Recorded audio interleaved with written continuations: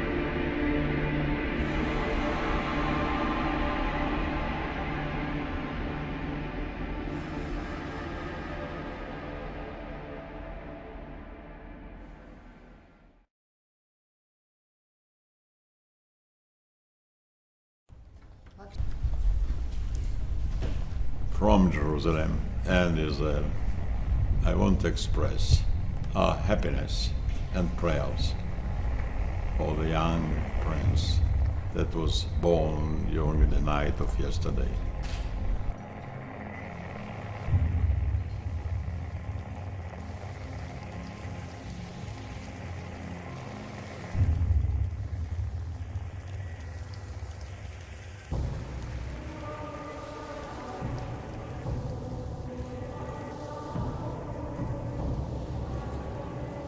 Thank you very much, Lord Levy, for your extremely kind introduction, and to Lionel for giving your time to entertain us this evening. I imagine this crowd is a lot rowdier than what you'll have at Glastonbury. Ladies and gentlemen, thank you for inviting me to join you this evening for your birthday celebrations.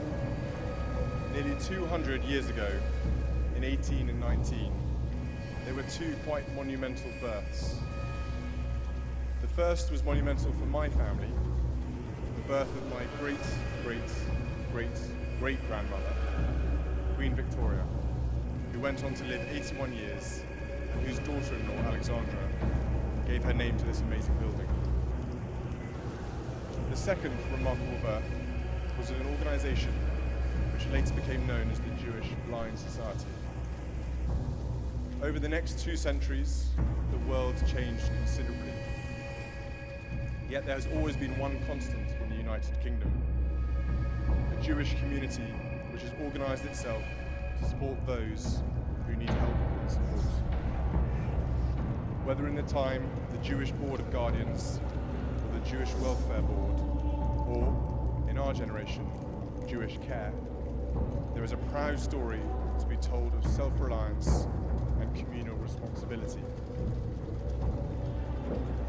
This common thread through history of caring for one another and generosity of time and money is something that many sectors of British society can be rightly proud of. But you in this room deserve particular praise. The results of your commitment to one another within the Jewish community are obvious. The real and loving care that thousands of elderly and vulnerable people receive, among the many works that you carry out. Your care for one another has another, less tangible value.